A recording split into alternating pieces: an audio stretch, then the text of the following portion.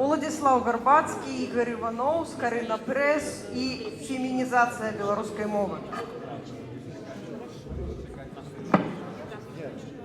Сябры вялікі, дзякуй, што прыйшлі. Я пачну з пытання да Уладзіслава. Што значыць слова фемінізацыя? Вось на абедзвюх вокладках кнігі фемінізацыя беларускай мовы і гід па фемінізацыі беларускай мовы. Ёсць гэтае слова фемінізацыя. Што ты маеш на ўвазе? Што мы маем на ўвазе? Добрый вечер всем. Я паспрабую адразу даць канкрэтнае значэнне гэтаму складанаму тэрміну, які многіх палохае. Але ў мовазнаўстве і сацыялінгвістыцы пад фемінізацыяй мы маем на ўвазе заўсёды сукупнасць моўных захадаў, скіраваных на задзейнічанне жаночых формаў назоўніка, якія азначаюць прафесіі і род занятку. Вельмі канкрэтна, бо на вялікі жаль вельмі часта гэты панятак мае шмат стэрэатыпаў, і я нагадаю, калі можна, 20-25 год таму назад, калі пачаў займацца тэмай, і гэтай тэмы ў французскай мове, толькі пачынаўся інтэрнэт, і мы ўводзілі, забівалі слова фемінізацыя і выдавала, можна гэта сказаць, я думаю, проста аголеную жанчыну. І нас гэта, зразумела, за 20 год шмат чаго змянілася, напісана шмат працаў, і калі вы набіраеце фемінізацыю, то вельмі часта, я цешуся, адразу всплывае наша кніга, моя кніга. Але 20-25 год таму назад было все вось так, і на вялікі жаль, чаму я згадал гэта, той самой беларускай рэальнасці вельмі часта вось такая блатаніна адразу думаюць пра фемінізацыю біялагічна. Тады, як сказал, у мовазнаўстве гэта вельмі канкрэтнае вузкае значэнне. Мы працуем з назоўнікамі, гэтак званымі, прабачце, што шмат складаных словаў ужываем, але гэта важна, назоўнікі агентывы. То бок назоўнікі, якія азначаюць род прафесію, род заняткаў. Гэта вельмі вузкая такая катэгорыя ў мовазнаўстве, з якой мы, в прынцыпе, працуем і якой прысвечана наша сённяшняя сустрэча і кнігі напісаныя. Значыць, мы не спрабуем змяніць штосьці з мовай, мы у сэнсе, што мы не фемінізуем як бы на ўсю мову беларускую, гаворка ідзе пра канкрэтныя паняткі. Так, менавіта гэта канкрэтныя назоўнікі агентывы, род прафесіі занятку. Таму што вельмі часта мне людзі прыходзяць і кажуць, ну што вы хочаце, стол будь столка, ну такія прымітыўныя, ненавуковыя разуменне гэтай з'явы. Не, гэта толькі канкрэтны пласт лексікі, назоўнікі, якія апісваюць жаночыя формы назоўніку, якія апісваюць прафесіі і род занятку. Выдатна. Значыць, мы высветлілі гэтую справу. Можа, тады мы крышачку пойдзем у гісторыю. Як так здарылася, што ты заняўся гэтай тэмай? Калі сёння глядзець, калі хтосьці сёння цікавіцца тэмай фемінізацыі, то тваё імя адназначна ўсплывае, ну і, ў прынцыпе, можна далёка і не ісці, таму што як бы ўсё называецца закрыта тваімі даследаваннямі. На гэты момант. Як так сталася, што ты пачаў цікавіцца гэтай тэмай? Гісторыя даўняя, звязаная з дзяцінствам. Насамрэч, я впершыню сур'ёзна падумаў пра гэта ў дзяцінстве, калі можна, канешне, ў дзяцінстве сур'ёзна думаць, но калі я такі дзіцёнак СССРаўскі, віцебскі, я ўсё лета праводзіў у бабулі, настаўніцу беларускай мовы ў вёсцы, а ўсё астатняе весь час у горадзе, ў Віцебску. І калі прыязджаў да бабулі, она настаўніца, я сидел, и было радио белорусское, тогда радио было по-белорусски, вещало из Менску, и была новина, и сказала женщина, дикторка сказала, женщина, космонавт Валентина Тирашкова, а бабуля моя ходила, нечто робила, и она зареагировала так, боже, я в Менску зовсім не ведут мовы белорусской. Чему не сказать просто космонавтка? И она пошла, она нават не мне это сказала, просто зареагировала на радио. И тогда у меня повстало это питание, думаю, бабуля моя наставница, зразумела, компетентна, але як яна можа спрачацца з радыо з Менску, якое вяшчае з Менску. І тады, канешне, я больш паверыў радыо, але вот гэта зерне было ўжо ў маёй галаве, я пачаў разважаць, і потым з цягам часу я зразумеў, што моя бабуля мела рацыю крытыкаваць, аспрэчваць дыктараў з Менску, якія ведаюць беларускую мову, але вельмі часта штучна, тады як вось болей вясковая з правінцыі дыялект, яна ведае беларускую мову натуральна. Вось тады я зацікавіўся і паступова, але прафесійна я пачаў гэтым займацца ўжо у магістратуры ў Францыі. І зноў жа, як не дзіўна, можа, многія расчаруюцца ва мне, але я тады пачаў займацца фемінізацыяй французскай мовы. Бо я навучаўся ў Францыі і якраз аналізаваў моўную палітыку Францыі на прадмет фемінізацыі. Тады якраз 2000 год у Францыі выбухнула гэта рэвалюцыя, урад левый прыйшоў да ўлады і жанчыны-міністркі прыйшлі, скінулі свае шыльды на кабінетах, у них было написано «Мадам ле министр», «Мадам министр», они скинули, написали «Мадам ля министр», «Мадам министрка». И вот все дебаты почались, спрэчки, и якраз я был на политологии и анализовал это профессийно, вот моўная политика Франции на предмет феминизации. И потом я, конечно же, параўнаўшы вымярэнне автоматично всплывае, да, а что же у нас в беларускай мове? Але до беларускай феминизации профессийной я пришел праз французскую мову. И праз политологию. Ты кажешь, что ты анализовал с пункта гледжання политологии французскую ситуацию. Моўная политика, я был на политологии, на программе политологии, гендерной. У Франции специфика такая, что гендерные студии привязаны до политологии автоматично. Это отдельная такая специфичная культура франкомовная, где гендерные студии связаны с политологией, тогда как в іншых краінах это культурология, социология, философия, только не политология. А французская ситуация на адрозненне, у іх ёсць увогуле традыцыя фемінітываў, каб яна ішла кудысьці далёка. Ці вот тое, што ты кажаш, што гэта была рэвалюцыя, это, прыйшлі і стварылі новую рэальнасць. Нет, якраз міністркі вернули тое, што было і ў старафранцузскай мове. А было ў старафранцузскай? Было ў старафранцузскай мове, і шмат было даследаванняў, і французскія міністркі вельмі часта якраз спасылались, бо яны разумелі, што эмацыйны і нейкі новаторскі і неологізм не палохаюць людзей. І яны просто адразу абапірались на тое, як пісаў Мольер, які выкарыстоўваў фемінітывы, міністрэс і міністр. Тобто він выкарыстоўваў фемінітывы, іх было шмат, просто потым яны былі занедбаны, і французская акадэмія приняла закон вядомый за Ришелье, які сказал, что трэба мінімізаваць жаночы род, бо ён не на гэтулькі шляхетны, як мужчынскі. І то бок палітычна был закон прыняты ў Францыі, які не паспрыял фемінітывам, і на першае месца сталі маскулінітывы. Вот, наколькі я разумею, мы прыходзім недзе до 2012 года, ось там ёсць на слайдзе, ёсць вокладка, злева фемінізацыі беларускай мовы. Яна адразу пазнаецца там, дзе воблака, так, словаў, тое, што модна было гадоў 12 таму назад, тады часта рабілі такія карцінкі з гэтых аблокаў словаў. І вось гэта першая кніга па фемінізацыі, якую ты выдаў, якую мы выдавалі таксама ў ангельшчыне, толькі не ў Лондоне яна выйшла, ў іншым горадзе, ў выдавецтве, якое выдало толькі 2 кніжкі, крышку больш, там былі падпольныя кніжкі. Вось. Я з таго часу памятаю, што мяне моцна карабаціла, некаторыя словы мяне карабацілі тыя, што сёння проста пытанняў бы не было, і таму на вокладцы некаторыя на той час для мяне рызыкоўныя словы, што рэзалі мне вуха, яны там не знайшлі сабе месца, а цяпер я іх спакойна ўжываю. Там і чэмпіянесы, і бягуха, і біскупка, і так далей. Значыць, у тваім выпадку, калі я правільна разумею, гэта было паміж паліталогіяй і потым пераходам у сацыялінгвістыку, так? Калі я вярнуўся ў Беларусь, то я зразумеў, што ў нашым кантэксце палітычная навука, яна не такая смелая, як у Францыі, яна вельмі досыць кансерватыўная, яна не моўнай палітыкай яна займаецца, але все адно яна аналізуе хутчэй інстытуты, яна не займаецца самой мовай. І таму я шукаў сабе рамкі навуковыя, інтэлектуальныя, і я зразумеў, што гэта можна рабіць альбо ў межах гендерных студый, альбо ў межах сацыялінгвістыкі. Я выбраў сацыялінгвістыку. Распавядзі, што такое сацыялінгвістыка?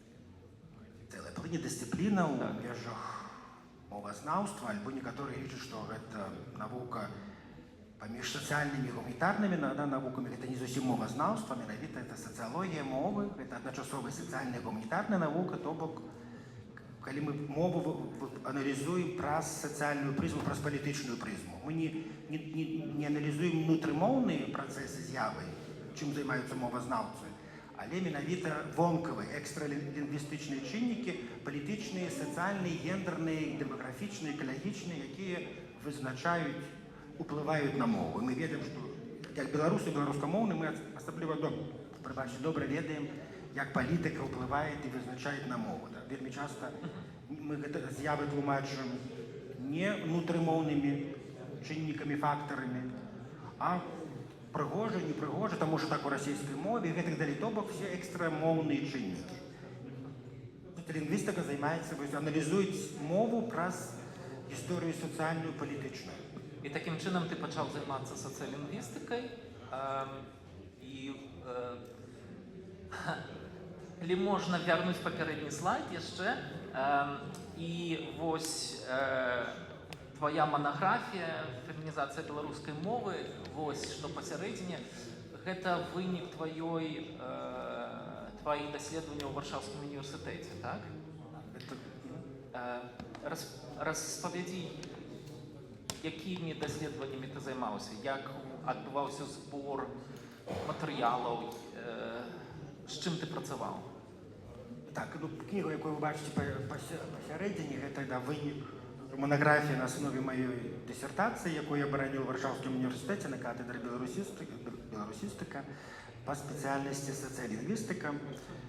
І коли я бороняв працю, зрозуміло, це не есе просто, некие разваги эмоційні, що я люблю, не люблю, це науковий підход, і, відповідно, звісно, я працював з цілим набором таких методів наукових, які обумовили моє дослідження. Шлях, як я шукав матеріали, тут вельми така, можна, шмат про це розказ, я коротко скажу. Передусім, звісно, це вимагає від нас, правда, ведати історію мови, історію літератури. Це аналіз великих пластов історії мови, особливо літературних текстів. Так само це аналіз преси, як білоруської, як БССРівської, так і діаспорної. Каб вийти все-таки. Так само це метод, так само неології ми використовували, так само свої досліди. Метод експерименту. Ми соціолінгвісти це так само експериментуємо. Наприклад, обновляем некоторые старые формы феминитивов праз гульню.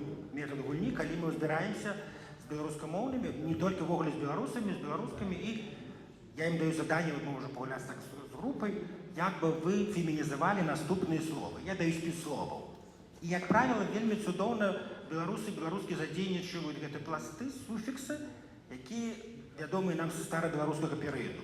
І це завжди цікаво, і таким чином вот, гэта експеримент, гэта спроба адновы того, что было, тое, что мы назирали в старобеларускай мове, и тое, что адбываецца у сучаснай беларускай мове. То бок, это были методы вельмі строгія навуковыя, да, як там, але таксама былі методы такія формы гульні, соціолінгвістика, тая навука, якая дазваляе і любіць эксперименты, таму я іх задзейнічаваў таксама. І вот сукупнасць гэтых методаў была пакладзена, таксама, конечно, это анализ, великий анализ экспертов, эксперток, интервью с экспертами, экспертками, анализ мовознаўцаў, альбо живых, и так само анализ тых, что было написано, анализ слоўнікаў великих.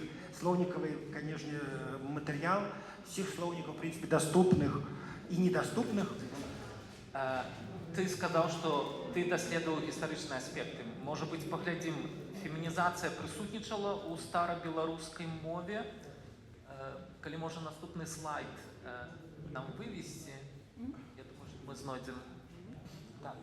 Безумовно, калі займаюся сучасним, дослідження, яке я боронив в Варшавському університеті, тичилось не тільки сучасної білоруської мови фемінізації, але і старобілоруської. Я порівнював, що ж відбувалося в старобілоруській мові, у сучасній білоруській мові, у новобілоруській, як ми її називаємо, і порівнював.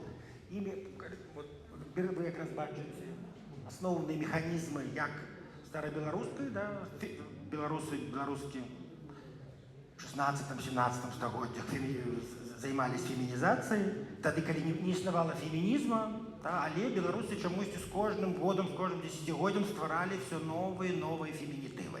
Як Якраз ви бачите там вельмі важне ім'я, тому що ми тут часто кажемо, от дякую Ігор за комплімент, що я нібито займаюся я гэтай тэмай. Я так, але для мяне быў вельмі цудоўны бССРовскі мовазнаўца, не фемініст. Он подкрэсліваў, што он не стаіць на пазіцыі фемінізма, але на пазіцыях марксізма і тлумачыў цудоўна. Ён прысвяціў свае даследаванне фемінітывам, фемінізацыі старабеларускай мове. Це даследаванне, якое трэба перавыдаваць, дарэчы, это вот для нас пытанне для выдаўцоў, якое лежыць вельмі маладаступна, але яно вельмі важнае і цікавае. Але гэты аўтар прысвяціў все сваё жыццё, в прынцыпе, кніга ў яго вялікая прысвечана фемінізацыі старабеларускай мове, агентываў, але шматлікі артыкулы раскіданыя. І вот іх сабраць і выдаць всю спадчыну Паўленкі, які піша, што чаму ж беларусы займаліся фемінізацыяй мовы. Таму што роль жанчыны з кожным дзесяцігоддзям, это слова, это ён так піша, пазіцыя жанчыны узмацнялася з кожным стагоддзям, з кожным дзесяцігоддзям, і адпаведна мова рэагавала на гэта. Про якія стагоддзі мы гаворым тут цяпер? 17 стагоддзя, але нават і раней, у 15 стагоддзі кавалкі дакументаў, тэкстаў на старабеларускай, якія мы былі знойдзены, якія даступны. Ён вось якраз прааналізаваў все даступныя старабеларускія там акты, дакументы і вось прадэманстраваў прыклады, калегі, вы бачыце, і суфіксы, якія задзейнічаны, і іншыя механізмы, якія дазваляюць фемінізаваць назоўнікі. І калі мы, я думаю, мы нават на 24-м годзе цудоўна разумеем гэты прынцып, потому што, в прынцыпе, суфіксы, якія вы бачыце, яны існуюць і у сучаснай беларускай мове, амаль што ўсе. Таму вось паміж гэтым часам, 16-17 стагоддзі, нашым часам, адбылося шмат пераменаў, што, безумоўна, адбілася на мове, на фемінітывах. Скажем, тое, што знікае Вялікае княства Літоўскае, знікае старая беларуская мова, з'яўляецца сучасная беларуская мова, расійскі ўплыў, польскі ўплыў. Як гэта адбівалася на фемінітывах? Так, вельмі важнае і цікавае пытанне, таму што вельмі часта мы лічым, што вось калі так старабеларуская мова была ўвогуле выцесненая, так не існавала. Насамрэч, яна функцыянавала на вусным, у вуснай форме. Таксама фальклорысты, этнографы, фальклорысткі дапамаглі нам сабраць гэты матэрыял в той перыяд, цьмяны перыяд, калі нібыта нічога афіцыйна не магло выходзіць, тым не менш польскія, расійскія этнографы, беларускія этнографкі захавалі гэты матэрыял. І ёсць яшчэ адна вельмі важная крыніца, пра якую варта сказаць, якая асабліва моцна паўплывала на мяне, якая ахапіла мову 19 стагоддзя, якраз гэта прамежкавы этап, самы такі складаны момант для мовазнаўцаў, для сацыялінгвістаў, гэта вядомы слоўнік, які дасюль не выйшаў, так і не быў ніколі апублікаваны, але захоўваецца ў Вільні ў бібліятэцы ў Рублеўскіх, з якім я працаваў, і дзякуючы якому я бараніў сваю дысертацыю. Гэта слоўнік Язэба Цехінскага. 16 кілаграмаў гэтага матэрыялу захоўваць. Калі прыйшоў, замовіў гэту рукапіс, мне адразу літвійская бібліятэкарка сказала: вам все 16 кілаграмаў? І яна была вельмі сцешана, што нарэшце беларускія вяртаюцца да гэтага матэрыялу.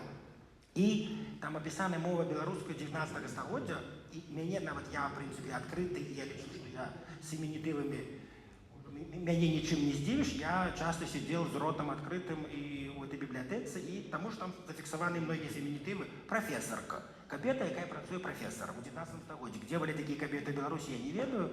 Ну, прыклад, Язэп Цехінскі апісваў жанчын у Аўстрыі, ў Нямецчыне. Таксама мне цікава, ці былі такія жанчыны ў Аўстрыі, ў Нямецчыне. Тым не менш, такі шматлікія фемінітывы зафіксаваны. То бок паказваюць, што беларусы на 19 стагоддзі, і там больше за 450 фемінітываў, агентываў, якія вельмі смелыя, які паказваюць, што беларусы і беларускія, аказваецца, фемінізавалі нават тады, калі гэта нібыта они не карыстались мовай, але нічога не друкавалася, але яны выкарыстоўвалі.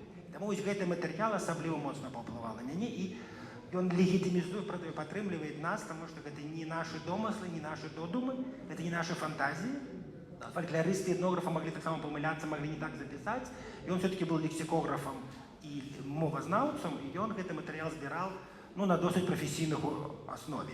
Тому вот этот материал показывает эту лякуну, цалком была, мовознаўства была эта лякуна дюра, как мы называем, так? Язэп Цехінскі, слоўнік, які дасюль 16 кілаграмаў не апублікаваны. Це зноў пытанне ў працах, мы сёння шмат кажам пра тое, што вот яшчэ матэрыял, які трэба друкаваць, алічбоўваць, выводзіць для публікі беларускай і таксама Гэта слоўнік, які дапамог мне і нам. Таксама слоўнікавая частка монаграфіі таксама абапіраецца на гэта даследаванне. Ну, мы так паціху пасоўваемся і ўжо прасунуліся ў 20-е стагоддзе ў выніку. Цікава, я так не планаваў, но атрымліваецца такі гістарычны шлях у нас. Мы прыходзім тады, напэўна, да гадоў 1920-х, ну от міжваенны час, так? Там ад Ластовскага і далей. Было штосьці наконт фемінітываў у БССР, у заходняй Беларусі, штосьці цікавае сказаць? Ну, вось той перыяд, які ты згадваеш, даследаванняў не было, але калі ты аналізуеш мову, літаратурную, там, тэкст, там, Зарэцкі, Гарэцкі, Кузьма Чорны, то ты бачыш, але і слоўнікі таксама, які можна знайсці, Байков, Некрашевіч і іншыя, мы заходзім, і Байков, Некрашевіч, мы ведаем гэту гісторыю, да, ён працаваў з рукапісам Язэпа Цехінскага і брал адтуль многія словы, у тым ліку фемінітывы, то бок они шукалі, таксама это вельмі важна, правда, шукалі не просто каб ствараць новае, але шукалі карані, шукалі пэўную лінію, на якой можна абаперціся.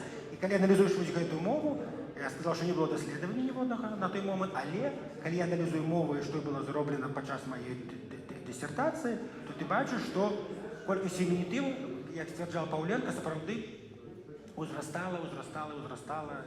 Асабліва выбух адбыўся падчас беларусізацыі, калі і сапраўды роль жанчыны яшчэ больш узмацнілася, калі з'явіліся там і камісаркі, і міністркі, рэальна.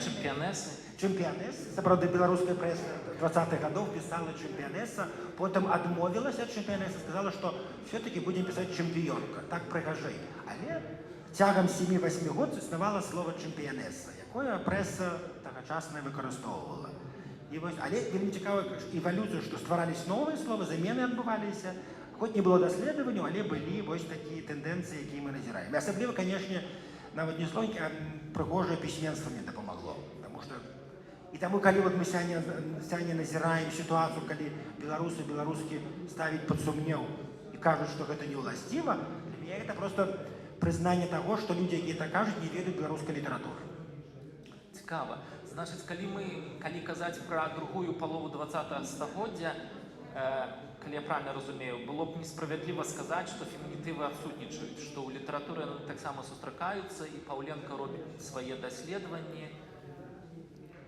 Паўленка, ну, уже 20-й год не займаўся, он стары беларуск, але калі працягнуць, то мы бачым, што ствараліся новыя фемінітывы, у літаратуры, пісьменнікі, асабліва пісьменніцы, смелыя. І они гэта, нават они не стваралі, мы назіраем гэта тое, што, асабліва, калі мы аналізуем фальклорны этнаграфічны матэрыял, мы бачым, што пісьменнікі, пісьменніцы проста бралі тое, што існавала ў размоўным, у дыялектах, у размоўнай мове.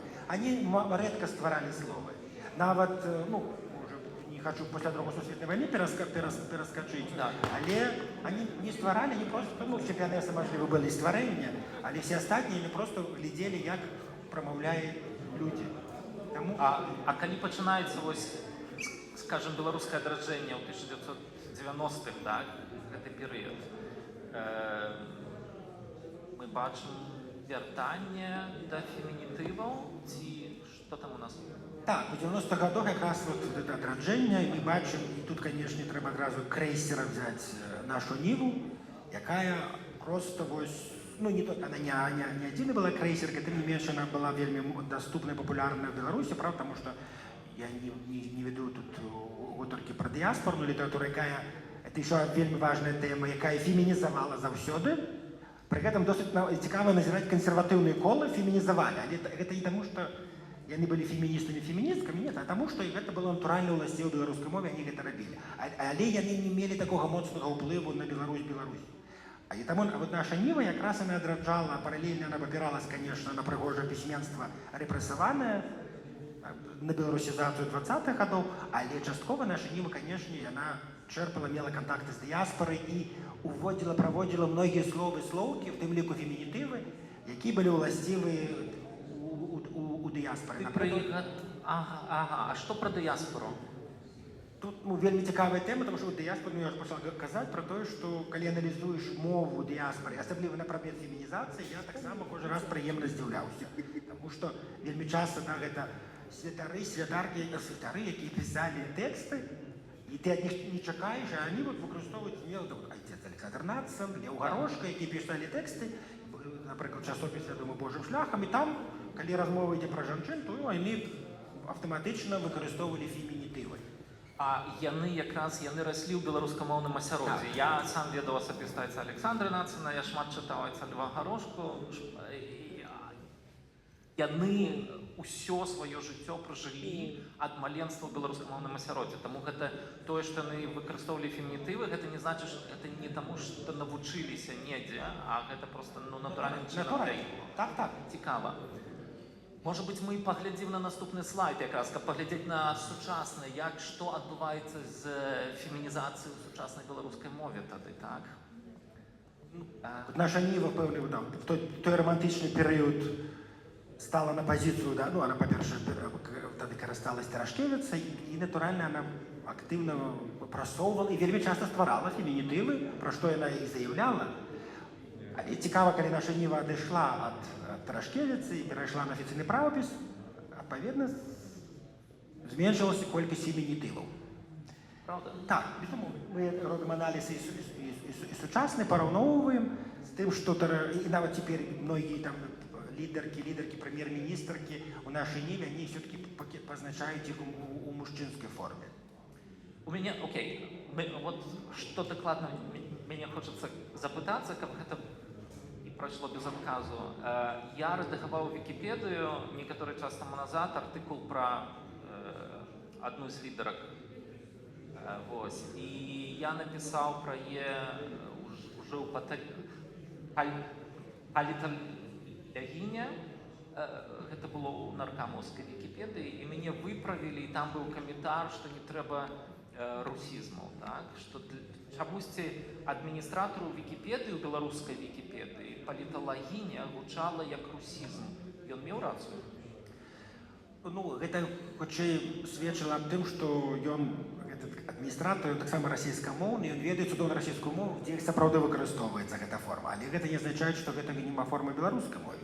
Гэта паліталагіня, і не таксама вельмі актыўна не толькі гэта слово, якое паўстала ў Беларусі пад уплывам расійскай мовы, але якое функцыянавала на маргінезе, але ў дыяспары. Этналагіня, паліталагіня сустракались і ў дыяспары. Таму я бы адміністратор гэта часткова толькі меў рацыю. Нет, гэта не русізм, ён проста не ведае гісторыі беларускай мовы. Які сэнс тады займацца фемінітывамі, звяртаць на гэта ўвагу, прысвячаць гэтаму манаграфіі там і заахвочваць ужыванне? Тут складанае філасофскае пытанне, але калі можна, коротка вельмі адкажу, таму што тут можна прызму ўводзіць люблю, не люблю, прыгожа, не прыгожа, якой няма ў навуцы ў сацыялінгвістыцы. Для мяне адказ просты. У сацыялінгвістыцы, у мовазнаўстве ўвогуле, фемінітывы маюць вельмі рацыянальную канкрэтную місію. Азначэнне і канкрэтызацыю. Без чаго мы губляем, мы можам у кантэкстах нешта не разумець. Гэта вельмі канкрэтна. І гэта, канешне, я ўжо не кажу пра сімвалічную функцыю, она таксама вельмі моцная. Таму што якраз я быў на стажаванні ў Парыжы і пазнаёміўся з швейцарскім мовазнаўцам, з ягонай працай, ён псіхалінгвіст. Ён якраз правялі даследаванне у Швейцарыі, франкамоўнай частцы паказваюць, што дзяўчаты франкамоўнай Швейцарыі, калі не выкарыстоўваюць фемінітывы, яны хістаюцца ў выбары сваёй прафесіі, калі хлопцы адразу адначасова яны ўжо ведаюць, кім яны хочуць быць, і менавіта з-за таго, што слова, напрыклад, пілот выкарыстоўваюць хутчэй па мужчынскай форме. Яго няма фемінітыва, і дзяўчаты хацелі быць пілотамі, але яны кажуць, калі тлумачаць псіхолагам дзіцячым, кажуць, што такого няма слова, таму мы не можам, мы будзем там ісці. І яны выбіраюць тое, што існуюць. То бок, я ніколі сам не думаю, мы, это, конечно, былі здагадкі, але я не псіхалінгвіст, і гэта вельмі цікава мне падштурхнула, што гэта сімвалічная функцыя, што ёсць. Сапраўды, гэта арыентыр вельмі моцны для дзяўчатаў, для пытання эмансіпацыі. Але мы... Я не хочу сказать, что я ставлю это на апошнюю чергу, это вельмі важно для меня, так само особисто, але як для мовазнаўца, для меня важна конкретная функция слова, и оно означает. Плюс, коллеги, не забываем про моўную багацце и разнастайнасць. Это феминизация, это так само лексичная наша разнастайнасць и багацце. Про это так само писал Павленко. Он сказал, что это не только означало жанчыну, ейную роль, и так само это этап эмансипации, але это узбагачало мову. чаму мы павінны збядняць мову. І гэта канкрэтнае значэнне, таму што, ну, я могу прыклад уже тыповы прывесці, чаму важна выкарыстоўваць фемінітывы. Наша Ніла писала новины, когда наша Нила вернулась до официального правописа, была новина такая, новина. Я думаю, вы все читали ее. Президент Эстонии, премьер-министр, побрался шлюбом, там было Президент побрался шлюбом с премьер-министром. Да, там такое. Я сразу читаю, я ведаю, что в этих краинах еще нема законов таких, как есть шлюбы, да, те лесбые шлюбы, як это можливо. И потом, конечно, я читаю, что это была жанчына у Латвии. Але наша Ніла використала маскулінітиви, она минимизует феминитивы, боится, не хочет их. И тем самым она сама створила такий гендерный экивок, да, вельми дивный момент, что она вот, и такие вот, когда поставили феминитив, да, сопротив, все было бы ясно одразу. Я не говорю, что там нормальный свет мужчина, женщина, але, но это было принаймні все ясно. А вот наша Ніла сама себе перешла, отмовилась от феминизации и створила дивную ситуацию, когда нават не зразумела, а шапки они вельми кидаются в очі, правда, одразу? И таких прикладов насамрэч шмат. Тому ось гэта канкрэтызацыя, калі фемінітыв был бы, мы все бы зразумелі, мы бы не заблытались, мы бы зразумелі адразу, што ёсць што. Ну і тады маё апошняе пытанне, якія стратэгіі могуць быць для заахвочвання ўжывання фемінітываў? Может быть, прыклады у нейкіх краінах, як гэта адбываецца? Ну, звязку да, пасля 2020 года мы цяжка казаць пра стратэгіі, тым не менш, калі мы нават у выгнанні, у нас плюс две мовы, два стандарты, две Вікіпедіі і гэтак далей, мы можам гэтым карыстацца і развіваць. Плюс, ну, такой рэкамендацыі моцныя, цэлыя рэкамендацыі мы ствараем, але рэкамендацыі, звычайна, ніхто іх не слухае. Важно сказать вот что. Калі мы читаем, просто я заўсёды раю, просто читайте, перачитывайте классику, беларускую литературу и клесякіню. Читайте, и там эти все слова есть. Потому что, например, не треба ствараць новые слова, потому что, в принципе, все феминитивы уже, они існують. Я заўсёды люблю приводить приклад Ян Кябрыль, так, вядомы письменник, мужчина, які не стварил, лічыць, что он стварил слово «педагогица», а он выкарыстоўваў толькі слово «педагогица». Он сказал, что я не могу. Он взял его с диалектной белорусской мовы, с региона, где он жил.